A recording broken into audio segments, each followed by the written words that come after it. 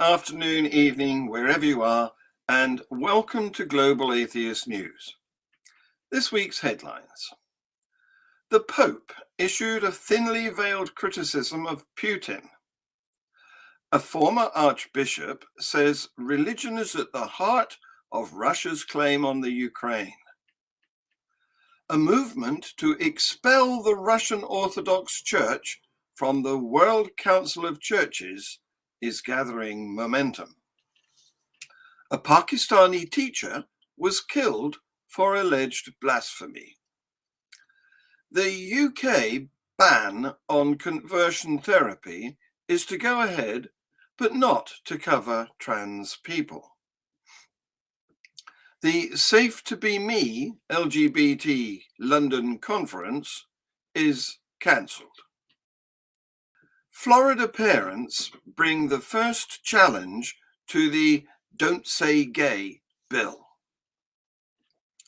Oklahoma passes a bill to make most abortions illegal. Pope Francis apologises for the pain and shame of Canada's Catholic residential schools. A Colchester grammar school teacher was suspended over a Prophet Muhammad mug. Indiana Senator Braun would back overturning the decision legalizing interracial marriage. Australian Anglican Church uses aged care funds to cover its child abuse bill. Gold Coast Mayor Tom Tate has a new spiritual advisor which supports the Christian Fund. Speaking in Malta, the Pope said, once again, some potentate, sadly caught up in anachronistic claims of nationalist interests, is provoking and fomenting conflicts, while ordinary people sense the need to build a future that will either be shared or not be at all. Asked earlier by a reporter on the papal plane about a possible trip to Kyiv, the Pope said a visit to Ukraine's capital was on the table. In the town of Bucha, just outside Kyiv, the horror of what unfolded during the Russian occupation is finally coming to light. In the basement of a building that once housed a children's community center, 5 bodies lay crumpled on the ground. 5 men dressed in civilian clothes, their hands bound behind their backs. Some were shot in the head, others in the chest. They were yet to be identified, but Ukrainian officials said the men were taken hostage by Russian soldiers and executed. We heard them being shot, said Vlad, one of the volunteers who carried the bodies up from the basement. We heard mines go off in the area. Around us, there were mines. We are lucky to be alive. Rowan Williams, the former Archbishop of Canterbury, is urging senior Orthodox leaders outside Russia to stand alongside global religious leaders and call for an immediate ceasefire in Ukraine and the reopening of diplomatic engagement. If he were to meet the Russian Orthodox leader, Patriarch Kirill, Lord Williams would say, "It is your people who are being killed. It's not foreigners, it's not strangers, it is your people. How do you make sense of that? What are we going to do about it?" I would want him to make a statement pressing for a ceasefire immediately. Lord Williams was interviewed by journalists at a Religion Media Centre online briefing on religion and the war in Ukraine. Vladimir Putin has claimed Ukraine as an inalienable part of our own history, culture, and spiritual space. The Russian Orthodox Church has fought for decades to link Russian identity with Orthodox Christian identity, and somehow they did it, according to Professor Aristotle Papanicolaou from Fordham University, New York. Putin made a speech saying Euro-Atlantic countries had rejected their roots in Christian values, citing same-sex marriage shifts, saying belief in God had been replaced by belief in Satan. Lord Williams observed that the Russian Church had been glad to view their society as defending God-given values and therefore despised by the West. He told the briefing that their campaign had been so successful that the narrative had been taken up by Putin and was now an important reason for the invasion. The church leadership is as powerful as a Department of State and is hand in hand with the foreign ministry, he said. Hear this audio. There are two things at work, I think. One is the way in which Russian Christians, like a great many non-European and non-North American Christians, are very suspicious of the kind of accommodations that Western Christians make with changes, especially in sexual morality. So that's why the same-sex issue is front and center for quite a lot of conservative Christians, not least the Patriarch of Moscow. The second thing is that this plays into the feeling that Russia stands alone, victimized, isolated, ignored in the world as a champion of what you might call thick-textured, dense values of national belonging, traditional loyalty, religious faith. And put those together, and you've got quite a strong mixture of, well, I suppose what you might call passive aggression almost. A growing number of global Christian leaders, including Pope Francis, Orthodox Patriarch Bartholomew of Constantinople, and General Secretary Ion Soka of the World Council of Churches, has appealed to the leader of the Russian Orthodox Church, Patriarch Kirill, to use his office to persuade Vladimir Putin to end his war against the Ukrainian people. However, because Kirill hasn't followed their counsel, some are going a step further, urging the WCC to expel Kirill's Moscow-based church for acting contrary to the WCC mission of fostering Christian unity, peace, and justice. Kirill was initially silent as Putin's military campaign developed on the Russian side. However, once forces crossed over into Ukraine, Kirill seemed to justify the action blatantly. In a February the 27th sermon, he said the move was due to the West imposing secularism on Ukraine, including a requirement for the country to accept gay pride parades. He also dubbed the conflict metaphysical in nature, arguably turning it into a religious war. A teacher at an all-girls religious school in Pakistan has been allegedly killed by a female colleague and two students who accused her of blasphemy, police say. This is the latest murder in the country related to that hugely sensitive issue. Few issues in Pakistan are as galvanizing as blasphemy, and even the slightest suggestion of an insult to Islam can supercharge protests and incite lynchings. The latest incident took place on Tuesday in the country's northwestern Khyber Pakhtunkhwa province that borders Afghanistan. Police said two students and a teacher ambushed Safura Bibi at the main gate of the school and attacked her with a knife and a stick. She died after her throat was slit, police official Sagir Ahmed said. The main suspect is a colleague who planned the crime with two nieces studying at the Jamia Islamia Faluhul Binat school. The girls told police a relative had dreamed the dead woman had committed blasphemy against the Prophet Muhammad, officers said, adding that they were also investigating if the main suspect, Umrah Aman, had a personal grudge. Known as madrasas, religious schools have long served as vital lifelines for millions of impoverished children in Pakistan, where social services are chronically underfunded. But critics say students can be brainwashed by hardline clerics who prize rote learning of the Quran over subjects such as maths and science.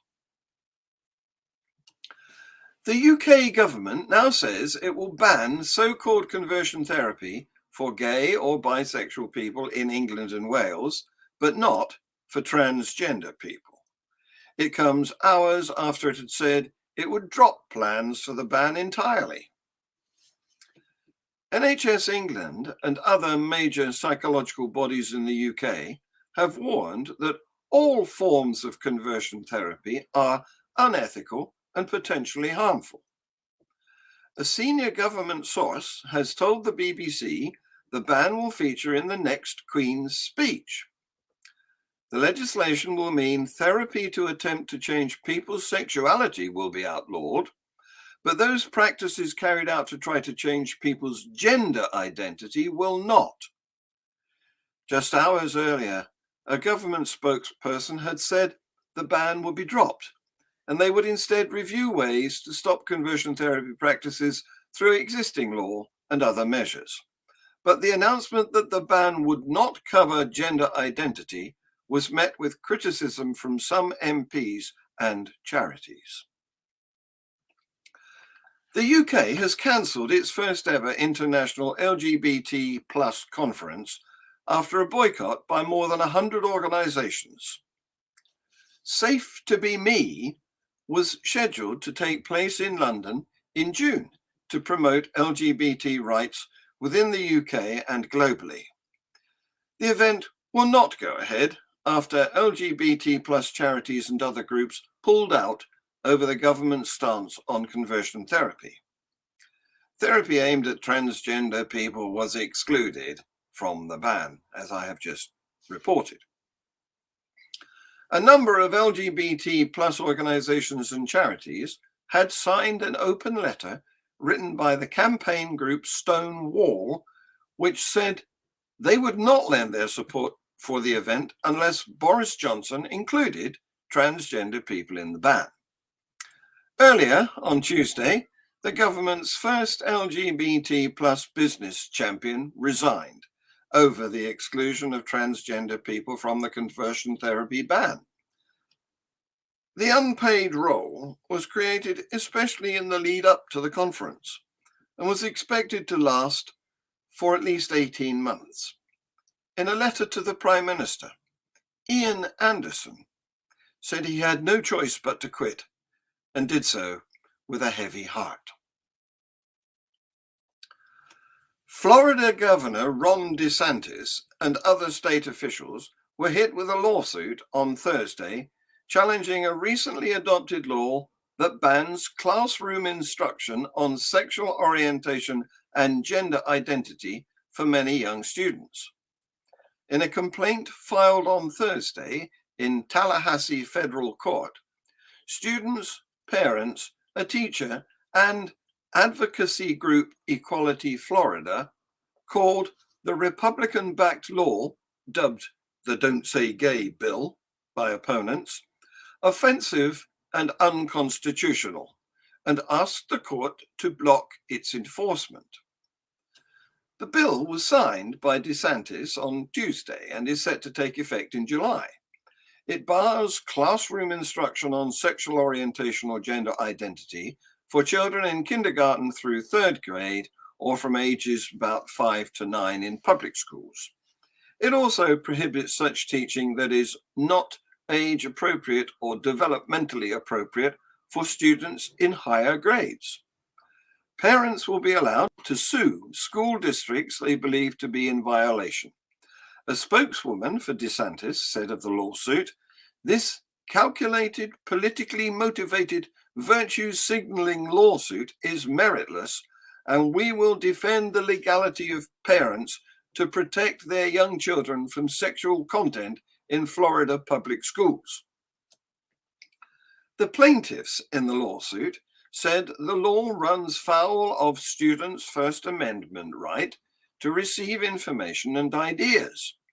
They also said the law is unconstitutionally vague, failing to define what discussion is and is not allowed in schools, and that it will have the effect of discriminating against lesbian, gay, bisexual, transgender, and queer students. Presented with vague prohibitions under the threat of litigation, schools and educators will be chilled from discussing or even referencing LGBTQ people, and LGBTQ students will be stigmatized, ostracized, and denied the educational support opportunities that their non-LGBTQ peers receive, the complaint said.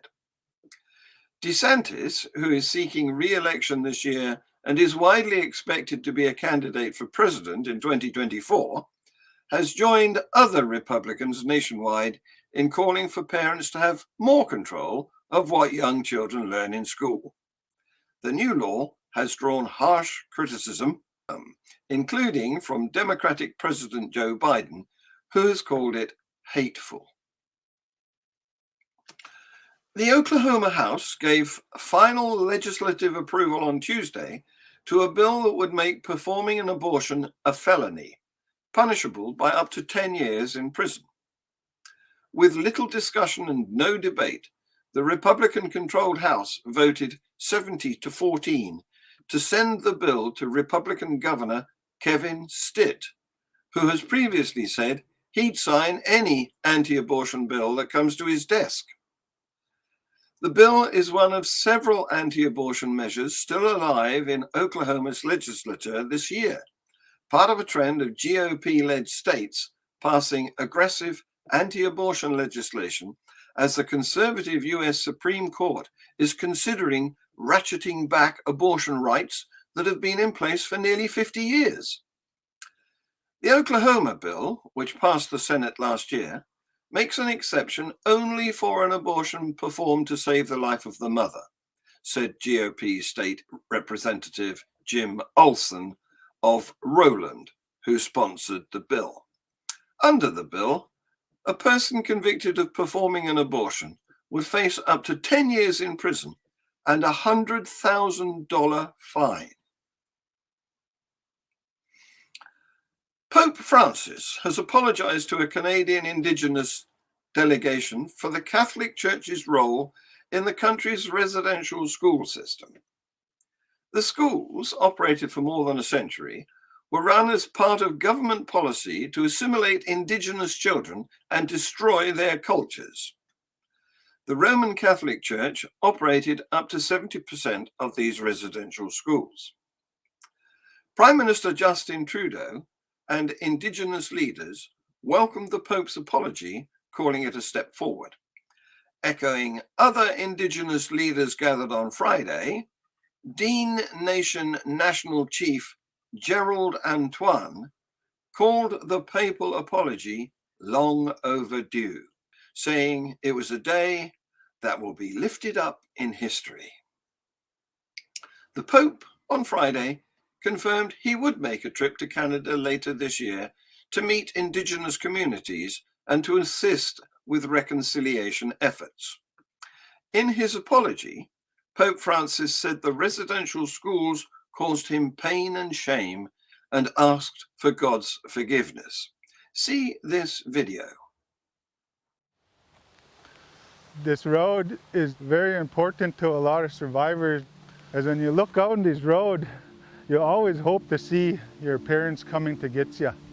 But it's always a disappointment when they know that's not them.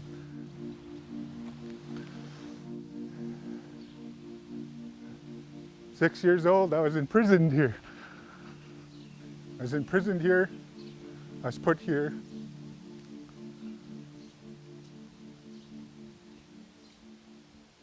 And I did my time."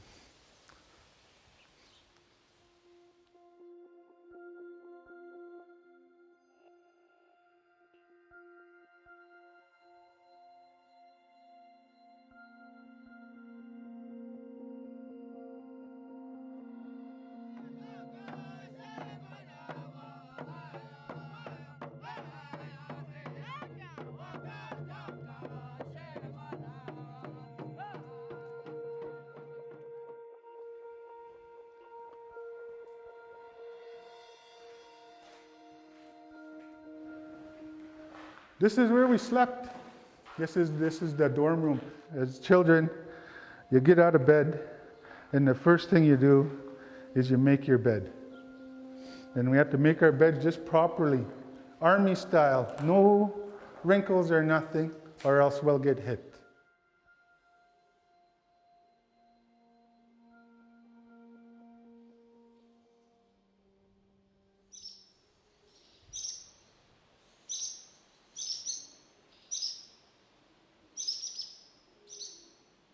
This is the first time I seen the church, and the first time I seen a priest standing over there when I was a little boy. We come here lots, Sundays and that, and just the birds here now.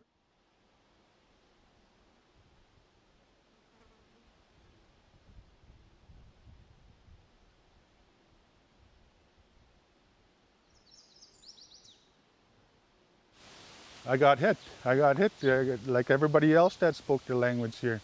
We got beaten. It's hard to come back to a place where you're abused.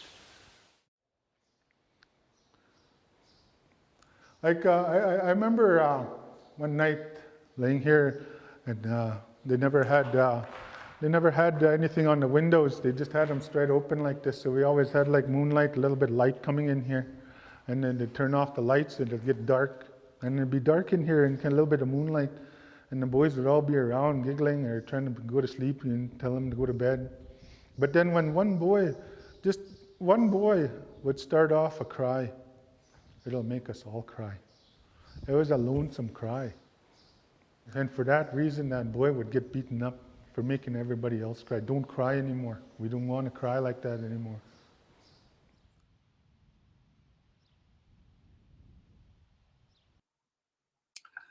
A teacher has been suspended from a top state grammar school after allegedly using a mug with a cartoon of the Prophet Muhammad on it.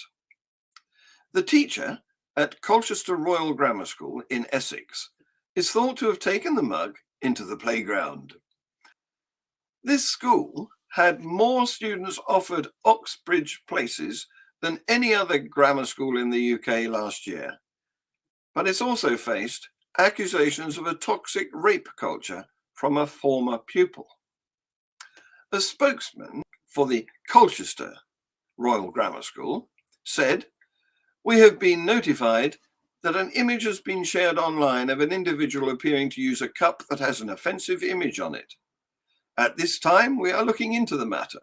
While we cannot comment on individuals, this will be reviewed in line with our policies and procedures and the appropriate robust action taken as necessary." The Times of Northwest Indiana is reporting that Senator Mike Braun, Republican, told reporters in a conference call that he would support the Supreme Court overturning the 1967 Loving versus Virginia decision, which struck down state bans on interracial marriage. Braun specifically added he's fine with interracial couples getting married in one state and for other states refusing to recognize that marriage, claiming that these issues should be up to the states, not the federal government. So Senator Braun would tell a married couple coming from another state that they are not legally married in Indiana.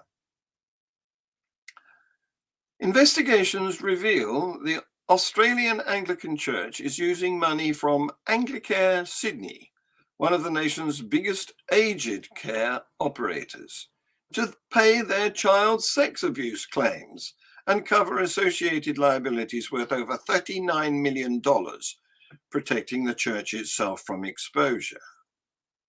In 2016, the Anglican Church Sydney Diocese shifted all of its historical child sex abuse liabilities into the federally funded Anglicare Sydney as part of an internal restructure it called a merger.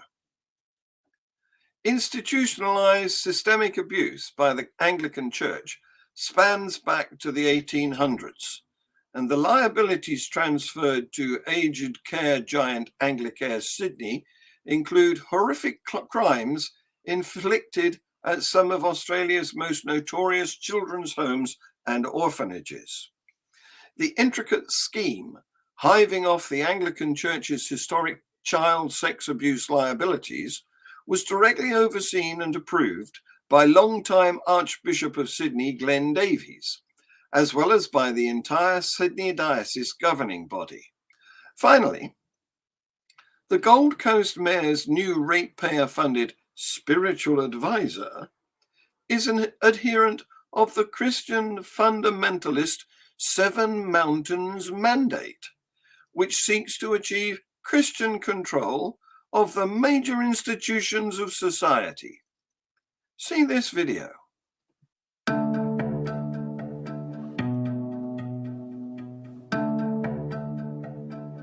And I said to him, you know what, Tom? I said, if that is true, if that is your heart is as a Christian to come into this position as mayor, I want to talk to you about something. And for the next hour, I outlined for him on a piece of A4 paper the Seven Mountain Mandate. I drew it out and I said, this can be a template for how we can see ourselves by the power of God to look like the kingdom of God.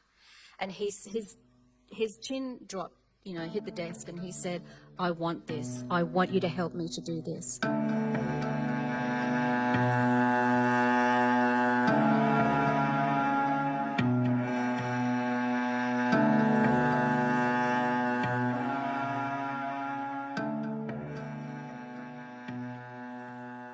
So my story with Tom began before he became mayor. If I go back to 2007, and I was involved in a conference that was in Brisbane, and we had Peter Wagner as our speaker. He said, this is about how to bring sustained societal transformation to your nation. And who got my attention straight away? I was like, I want to know the answers to how we bring not just change, not just revival, because revivals have come and gone, haven't they, in history, but how do we bring change that actually is sustained? And he started to unpack the paradigm of the Seven Mountain Mandate. How many of you are familiar with the Seven Mountain Mandate? And it just hit me so strongly, and I got it. I became really passionate about exploring what that would mean and how we could bring that to our city and to our nation. And I believe that God gave me a kingdom assignment, and he said, I want you to help bring kingdom sustained societal shift to the city, and I want you to do it in partnership with the civic leader of this city.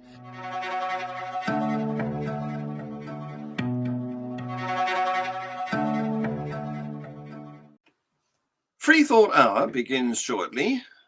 Come and chat with us, and it's live, so you can bring your friends. The GAN team will be back with our weekly news review next week. Please like, share, subscribe, comment, and set the notifications. This has been Global Atheist News. Thank you for watching.